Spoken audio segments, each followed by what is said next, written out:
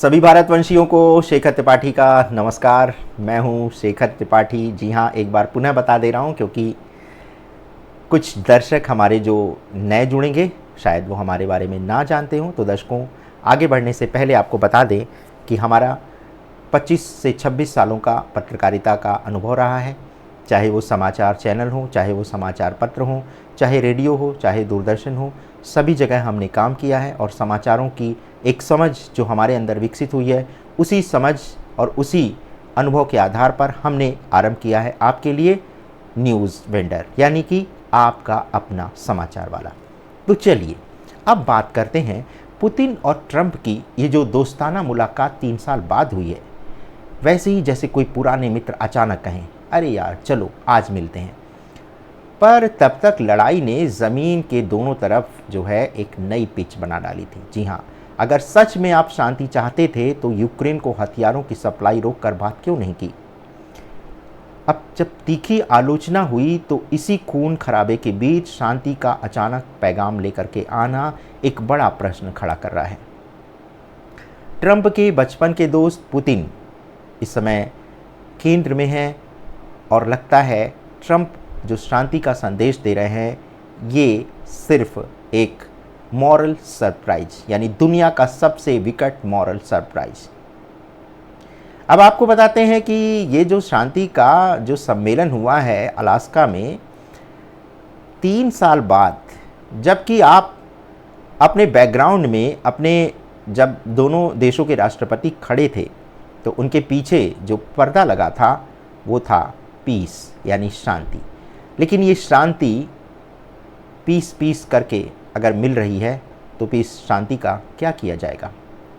आइए चलिए आपको आंकड़ों के अनुसार समझाते हैं कि इस 3 साल में रूस, यूक्रेन, अमेरिका, यूरोप और नाटो देशों ने क्या क्या गुल खिलाए हैं। तो कुल मिलाकर के आपको अगर आंकड़ों पर आपको एक नज़र डालिए इस आंकड़ों पर, तो रूस का अब तक जो मानवीय नुकसान हुआ है युद्ध में वो लगभग 9,50,000 से लेकर के 10,000 तक, 10 लाख तक, क्षमा कीजिएगा, 9,50,000 से 10 लाख तक हताहत हुए हैं, या तो ये लोग मारे गए हैं या घायल हुए हैं। और इसमें से 2.5 लाख के आसपास सैनिकों की मृत्यु शामिल है। यूक्रेन की ओर से अब तक अनुमानित कुल हताहत लगभग 4 लाख हुए हैं, जिसमें से 60,000 से 1 लाख सैनिकों की मौत शामिल है। नागरिक स्तर पर यूक्रेन में लगभग 13,580 लोग मारे गए हैं और 34,115 लोग घायल हुए हैं। साथ ही वास्तविक संख्या इससे कहीं अधिक होने की आशंका है। अब बात करते हैं कि इस जो युद्ध हो रहा था दोनों देशों के बीच 3 साल से, इसमें आर्थिक और कितनी फंडिंग की गई है। तो दोनों देशों की अगर कुल फंडिंग की बात करें तो यूक्रेन को अब तक लगभग 152 अरब डॉलर का आर्थिक और बुनियादी ढांचे का नुकसान हुआ है, और जो नुकसान हुआ है उसको फिर से बनाने में 486 अरब डॉलर का एक तरह से खर्च होने वाला है। रूस ने 2024 से लेकर अब तक लगभग 250 अरब का सीधे सैन्य खर्च किया है, और इसके अलावा लगभग 200 अरब अतिरिक्त ऋण और ऑफ बजट फंडिंग के जरिए रूस ने इस युद्ध में खर्च कर दिए हैं। इस युद्ध में रोज़मर्रा का जो रूस का खर्च आ रहा था औसतन लगभग 500 मिलियन डॉलर से 1 अरब डॉलर प्रतिदिन रूस इस युद्ध में खर्च कर रहा था। तो यूरोपीय देशों ने दिसंबर 2024 तक यूक्रेन को 132 अरब यूरो इतनी फंडिंग की है, और इसमें मिलिट्री, फाइनेंशियल और ह्यूमैनिटेरियन जो ग्राउंड पर हेल्प की गई है, सहायता दी गई है। अमेरिका ने लगभग 114 अरब यूरो की मदद की है, लेकिन उसमें से बहुत कुछ जो है यूएस इंडस्ट्री को ही वापस लौट गया है। अमेरिका ने 2022 से 2024 में कुल 119 अरब डॉलर से लेकर के 133 अरब डॉलर खर्च किए हैं, जिसमें से 106 अरब सीधे यूक्रेन के लिए थे और बाकी अमेरिकी अर्थव्यवस्था और उद्योगों के लिए।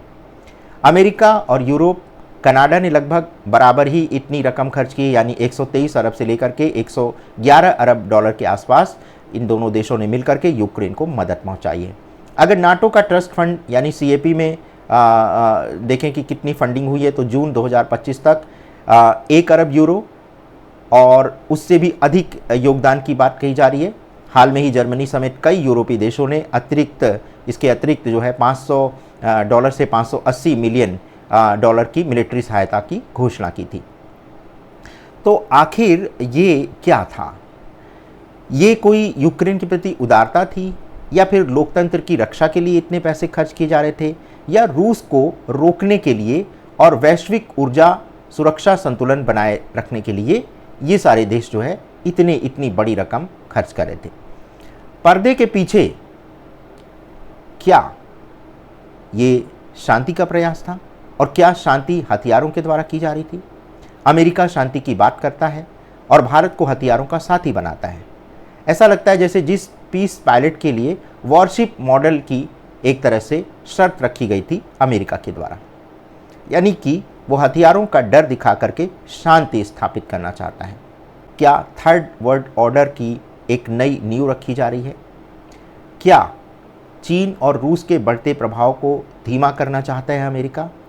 और ट्रंप की जो टैरिफ नीति है, ये जो है क्या पूरे संसार को एक ग्लोबल दिवालिये की तरफ खींच रही है? क्या ये दुनिया को आर्थिक झटका देने का एक नया तरीका है? खैर, जब तक अमेरिका शांति संदेश जारी करेगा, टैरिफ उतरते और चढ़ते रहेंगे। ये कहानी पूरे फिल्म में सेंसरशिप जैसे बीच बीच में काट करके फिल्म चलाती है, तो उसी तरह से सेंसर लगा करके ये पूरी फिल्म दिखाई जा रही है। क्या ये मुलाकात राख के नीचे छिपी एक चिंगारी है? जी हाँ, बिल्कुल। अगर शांति के नाम की चिंगारी एक दिन भड़क उठी तो ये धमाका बहुत बड़ा होगा और ये नया विश्वक्रम यानी कि न्यू वर्ल्ड ऑर्डर को काफ़ी उलट पुलट कर रख देगा। चीन रूस की ओर बढ़ रहा है और शायद अमेरिका का ये डायलॉग उसी की रोक लगाने की कोशिश है। इसीलिए ट्रंप की शांति की बात में अब अगर पीछे झांक करके देखें तो हमें दिखता है कि इसके पीछे एक बड़ा षड्यंत्र, एक बड़ा खेल होने वाला है। तो दर्शकों, आज हमने आपको बताया कि इस जो 3 साल बाद ये जो शांति की बात अचानक से ट्रंप के दिमाग में आ गई, ये बात अमेरिका के पूर्व राष्ट्रपति बाइडेन को क्यों नहीं आई? क्योंकि दोनों ही देशों के जो राष्ट्रपति हैं, विचारधारा में अंतर हो सकता है, लेकिन अपने देश की अर्थव्यवस्था को तो दोनों ही देशों के राष्ट्रपति को देखना चाहिए था। तो आखिर अगर शांति की टेबल पर आना ही था तो फिर 3 साल इतना लंबा विलंब क्यों? और क्या कारण था कि इसमें रूस के दोस्त यानी भारत के ऊपर टैरिफ का एक तरह से अल्टीमेटम दे करके रूस को शांति वार्ता पर खींच करके ले आना? अब क्या ट्रंप की कोई विवशता थी या फिर पुतिन अपनी पावर दिखाना चाहते थे?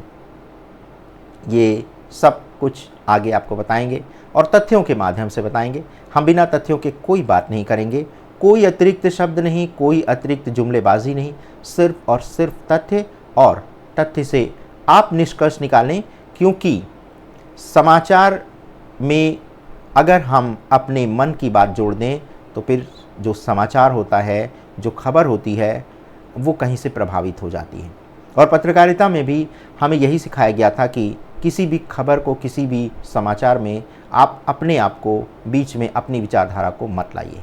लेकिन आप इस समय देख रहे होंगे, चाहे वो बड़ा मीडिया हाउस हो, चाहे छोटे यूट्यूब चैनल, सभी में खबर कम होती है और खबर में उनकी मंशा, उनकी विचारधारा ज़्यादा झलकती है।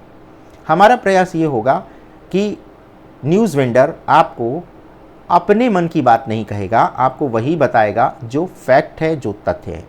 तो इसीलिए हम आपसे कहेंगे कि अगर अपने दिमाग में प्रदूषण नहीं फैलाना चाहते हैं और वो भी बुरे ज्ञान का प्रदूषण नहीं फैलाना चाहते हैं, तो न्यूज़ वेंडर को अपने दिल में, अपने मस्तिष्क में, अपने मोबाइल फ़ोन में आने की अनुमति अवश्य दीजिएगा। यदि आपको हमारा चैनल का कंटेंट अच्छा लग रहा है तो हमारा उत्साहवर्धन करने के लिए आप हमारे चैनल को लाइक, शेयर और सब्सक्राइब करना मत भूलिएगा और नोटिफिकेशन का बटन अवश्य दबाइएगा, क्योंकि अगर आप ऐसा नहीं करेंगे तो फिर हमारे द्वारा भेजी गई सूचना आप तक समय तक नहीं पहुंच पाएगी। धन्यवाद, नमस्कार।